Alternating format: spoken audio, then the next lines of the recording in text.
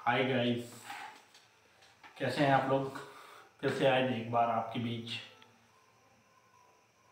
कुछ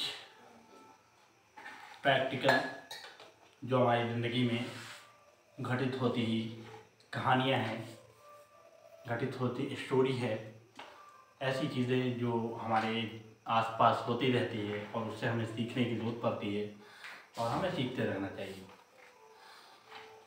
उस पर मैं बात करने वाला हूँ। जैसे हमारी ज़िंदगी का कुछ गोल, कुछ मकसद, कुछ टारगेट होना चाहिए। बेशक सभी की ज़िंदगी का ये टारगेट, गोल और मकसद होता है, वो चाहे कुछ भी हो, लेकिन उस तक पहुंचने के लिए कुछ ना कुछ करना होता है। उसको हम एक कहानी के ज़रिए समझने की कोशिश करेंगे। वो क्या होता है, आखिर कौन सी ख़ास चीज़ें होती हैं जिसके ज़रिए हम वहाँ पहुँच सकते हैं। ये सबसे इम्पोर्टेंट है हमारी लाइफ में। वो क्या होता है, इसको समझना हमारे लिए ज़रूरी होता है। हम जब किसी कहानी के पात्र को समझने की कोशिश करते हैं तो सफल होने के लिए, कामयाब होने के लिए हमें जो है अपना टारगेट, अपना मकसद, अपना लक्ष्य, गोल तय करना होता है। और ये बहुत ज़रूरी होता है। ये भी बहुत ज़रूरी होता है कि हम अपने गोल पे कैसे पहुँचे, ये भी हमें रास्ता, प्लान, वे, प्रोग्राम सेट करना होता है। लेकिन उसमें सबसे बड़ी शर्त ये होती है कि मंजिल के सामने जब हम पहुँचते हैं, मंजिल के करीब जब हम पहुँचते हैं तो वहाँ पे जल्दबाजी करने लगते हैं। और यही ये समझने की चीज़ है कि हमें जल्दबाजी नहीं करना चाहिए। जल्दबाजी करने से नुकसान होते हैं। जल्दबाजी करने से हम जो है वहीं पर घुटने टेक देते हैं और हम हार जाते हैं। गलतियाँ वहाँ हम कर बैठते हैं जब हम लक्ष्य के नज़दीक पहुँचते हैं और वहाँ पे हम चूक जाते हैं और अपने लक्ष्य पे नहीं पहुँच पाते हैं। इसलिए हमें लक्ष्य के करीब पहुंचकर असावधानी नहीं बरतनी चाहिए कभी भी। ये हमारे लिए ज़रूरी होता है। इसकी मिसाल, इसका उदाहरण इस तरीके से समझें कि आप जानते हैं बहुत मशहूर एक जंगल है सुंदरबन। वहाँ के आसपास के लोगों की रोजी रोटी जंगलों में लकड़ी काटने और फल वगैरह चुन के लाने के बाद उसे बेचने के बाद ही चलती है। लेकिन उस जंगल में, सुंदरबन में बाघ बहुत मशहूर है। और जो बाघ जो है, वहाँ जो लोग भी जंगल में जाते हैं उनको उचक लेता है।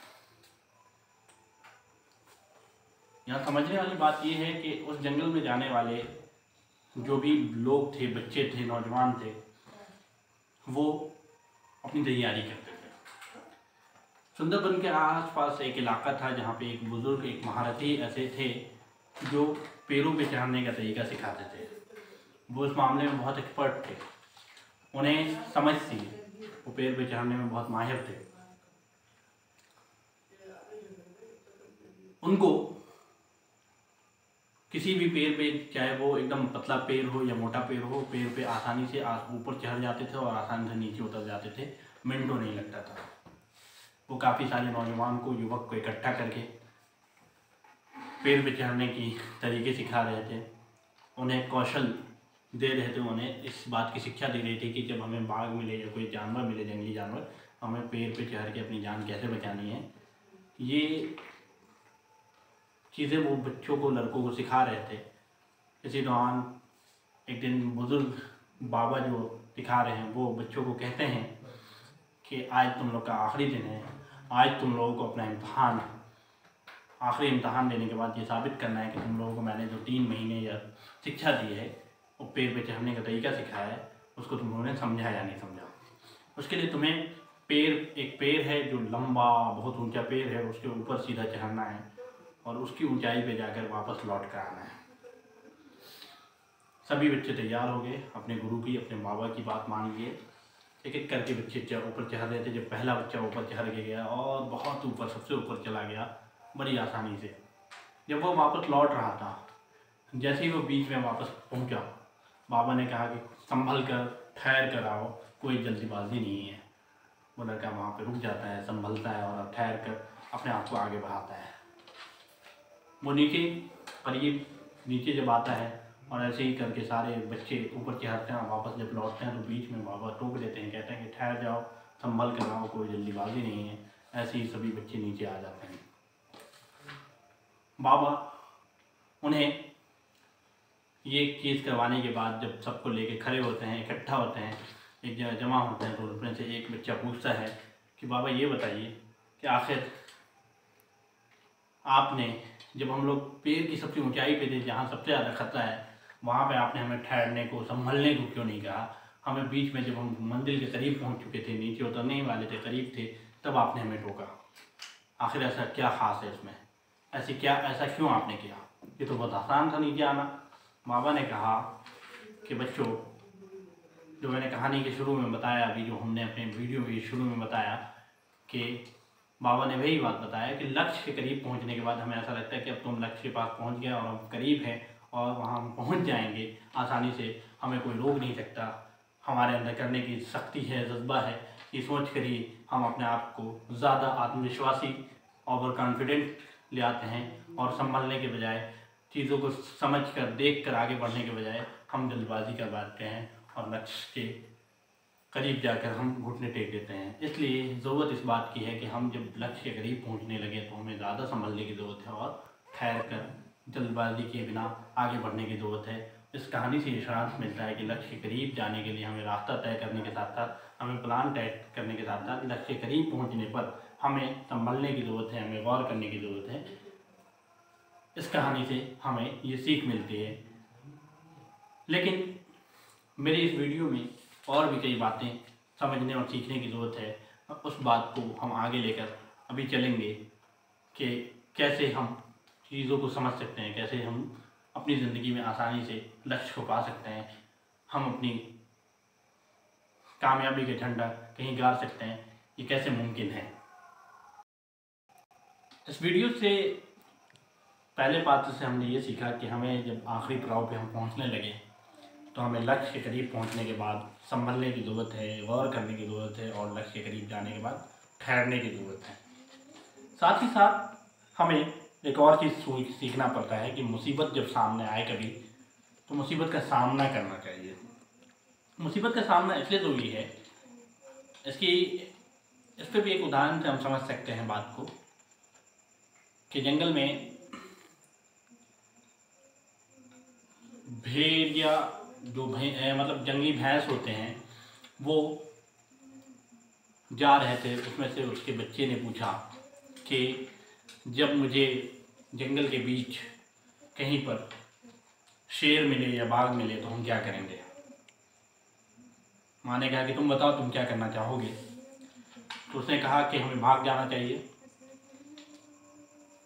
तो पता है माँ ने क्या कहा? माँ ने ये कहा कि इससे बुरा कुछ नहीं हो सकता कि तुम जो है बाघ को, शेर को देखकर भाग जाओ। ये तो तुम्हारे लिए कायरता होगी, तुम्हारे लिए सबसे बड़ी कायरता होगी। उसने कहा कि भाई ये तो बेवकूफ़ी होगी। यहाँ पे गौर करने वाली चीज़ ये है कि हमारे समाज में अगर आज के बच्चे, आज के युवा ये कह दें कि हम बाहर कोई जंगली जानवर आ गया है, उसका सामना करने जा रहे हैं, उससे लड़ने जा रहे हैं, उससे भिड़ने जा रहे हैं, तो हमारे बड़े हमें कहते हैं कि मसलहत को समझो, चीज़ों को समझो, नहीं जाओ, वो तुम्हें काट लेगा, मार देगा। लेकिन नहीं, यहाँ जंगल में रहने वाला जंगली जानवर क्या कहता है? नहीं, तुम्हें बाघ और शेर के सामने भागना नहीं है, तुम्हें उसके सामने डटकर खड़े होना है। माँ ये कहती है कि तुम्हें भिड़ जाना है, उसे आंखें दिखानी है, उसे अपनी ये बताना है कि मैं तुमसे डरता नहीं हूँ, उसकी तरफ भागना है। भागना उसकी तरफ है, नहीं कि उसको अपनी तरफ आने देना है। और जब तुम मुसीबत को झेलोगे, मुसीबत तुम्हारे सामने आएगी, उसको लड़ोगे, उससे समझोगे। हम अपने आसपास की ज़िंदगी में, हमारी ज़िंदगी में बहुत सारी मुसीबत आती रहती है, लेकिन अगर हम उस मुसीबत से लड़ जाएं, उस मुसीबत को झुका दें, उस मुसीबत से आगे निकलने की हम कोशिश करें, उस मुसीबत में अपने आप को कामयाब करने की कोशिश करें, उस मुसीबत से निकलने की कोशिश करें, तो क्या होगा? गौर करने की चीज़ है। यहाँ पे वही गौर करिए कि वो बच्चा जब शेर और बाघ के सामने मुसीबत से डरता है, लड़ता है, तो क्या होता है? उसके जो जंगली जानवर जो भैंसों के झुंड है वो सारे उसके साथ सपोर्ट करने के लिए आ जाते हैं और फाइनली ऐसा होता है, अंत में ऐसा होता है कि शेर जो है वापस लौट जाता है। तो हमें भी अपनी ज़िंदगी की मुसीबतों से डरना नहीं चाहिए, बल्कि उसके डट कर लड़ना चाहिए, समझना चाहिए। अगर आप मुसीबत से डटिएगा, मुसीबत से आगे जीतने की कोशिश कीजिएगा, तो आपको यकीनन ये कोशिश होगी कि आपके समाज में आपके माँ बाप या आपके भाई बहन या आपके दोस्त और परिवार के लोग जो है आपके साथ आएंगे। तो हमें इस कहानी में 3 चीज़ों की सीख मिलती है। पहली ये कि हमें अपने आखिरी पड़ाव पे जाने पे संभलना चाहिए। दूसरा ये कि हमें किसी भी मुसीबत के सामने मुसीबत का सामना करना चाहिए। ये हमें सबक मिलती है और ऐसा हम करेंगे तभी हम अपने लक्ष्य के करीब पहुंचेंगे। हमारा लक्ष्य आपके लिए और हमारे लिए, सब लोगों के लिए हमारा लक्ष्य सबसे इम्पोर्टेंट होना चाहिए। लक्ष्य का ही महत्व होना चाहिए। हमें अपने लक्ष्य के करीब जाने की कोशिश करना चाहिए। हमारा लक्ष्य सबसे पहले होना चाहिए। हमें अपने लक्ष्य के लिए रातों की नींद खोनी चाहिए। हमें अपने लक्ष्य के लिए वो चीज़ हमारे दिमाग में हर वक्त घूमते रहना चाहिए। हमें हमारे लक्ष्य के लिए अगर किसी चीज़ को कुर्बान करना होगा तो हमें कुर्बान करना चाहिए। हमें हमारे लक्ष्य के लिए आगे बढ़ना चाहिए। तो हम ये कामना करते हैं कि आपकी लक्ष्य, आपका सपना पूरा हो, आपको कोशिश करनी चाहिए। यही कामने के साथ मैं अपनी इस वीडियो का अंत करता हूँ। लेकिन आपसे ये गुजारिश करूँगा, आपसे ये कहना चाहूँगा कि इस वीडियो को दूसरों तक शेयर करें, सब्सक्राइब करें हमारे चैनल को और कमेंट सेक्शन में ज़रूर कमेंट करें कि आपको ये वीडियो कैसी लगी और आगे हम किस तरह की वीडियो को आपके बीच लाएं, ये हमें बताएं। Thanks for watching.